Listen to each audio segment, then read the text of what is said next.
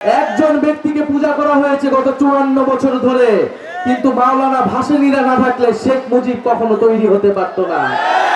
টাঙ্গাইল শাড়ির জিআই প্রোডাক্টের সত্ত্ব কখনোই ভারত নিতে পারে না, অবিলম্বে তা প্রত্যাহার করতে হবে। আমরা এই দাবি জানিয়ে গেলাম। যারা এই বাংলাদেশের স্থপতি, তাদেরকে দিয়ে এই বাংলাদেশের জাতির পিতা শুধু একজন ব্যক্তিকে ঘোষণা করা হয়েছে।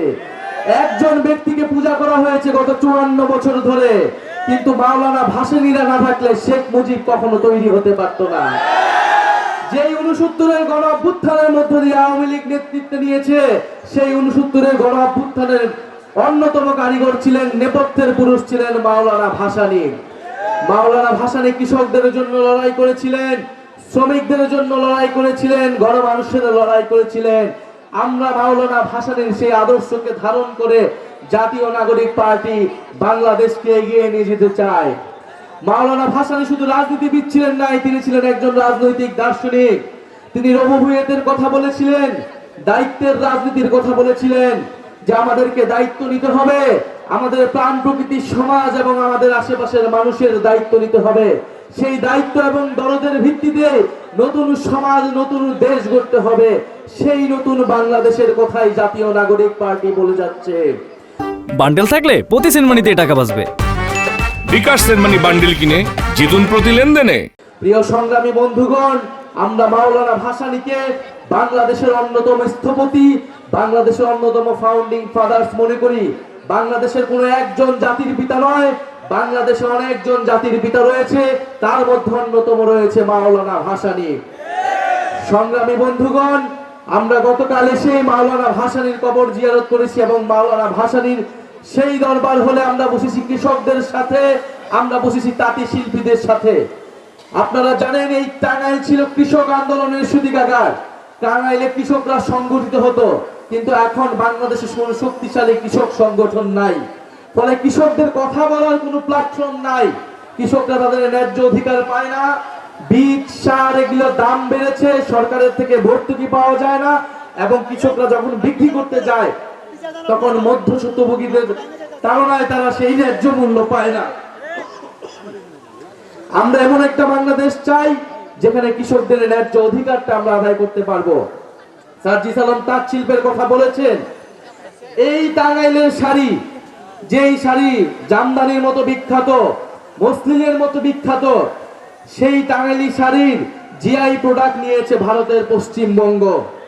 টাঙ্গাইল শাড়ি নামে কিভাবে ভারতের জিআই প্রোডাক্ট নিতে পারে, এই প্রতিবাদ আমরা তখনও জানিয়েছিলাম। মাত্র 2-3 বছর আগে এই ঘটনা ঘটেছে।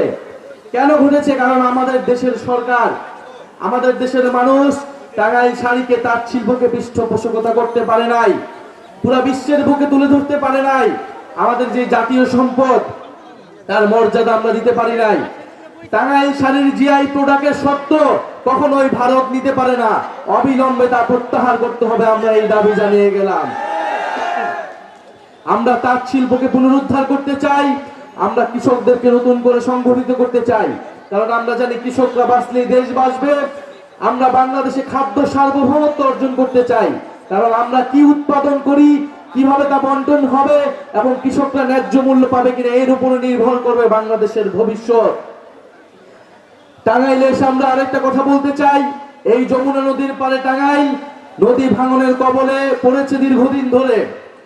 আমার নানার বাড়ি টাঙ্গাইল, কিন্তু আমার নানার বাড়ি যেই এলাকাটায়, সেই গ্রামটা নদী ভাঙনে অনেক আগেই বিলীন হয়ে গিয়েছে। আমি সেই গ্রাম দেখতে পারি নাই। নদী ভাঙনে প্রতি বছরে বছর বিভিন্ন মানুষ সর্বহারা হয়ে যায়। এই নদী ভাঙন আমাদেরকে ঠেকাতে হবে। নদী ভাঙনে যারা ক্ষতিগ্রস্ত, তাদের পাশে এসে সরকারকে দাঁড়াতে হবে। আজকে এই টাঙ্গাইলে গণ অভ্যুত্থানের শহীদদের সাথে, আমরা শহীদ পরিবারদের সাথে দেখা করেছি। শহীদ মারুফ এইখান থেকে 100 গজ দূরে এই এলাকায় শহীদ হয়েছে, আমরা তাকে স্মরণ করি।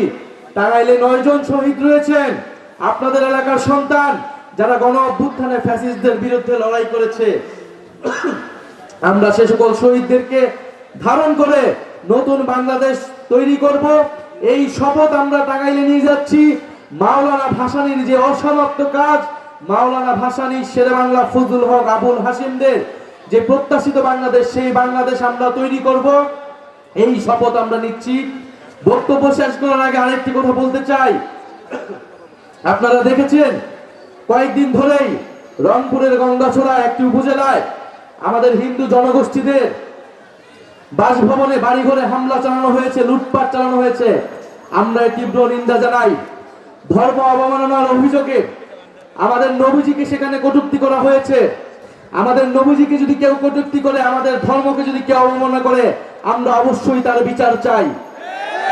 কিন্তু সেই বিচার হতে হবে আইনের আওতায়। আইনের প্রতি আমাদের শ্রদ্ধাশীল থাকতে হবে। কিন্তু সেই ঘটনাকে কেন্দ্র করে যদি সেই সম্প্রদায়ের উপর কেউ আঘাত আনে, সেই ঘটনাকে আমরা কখনোই মেনে নেব না।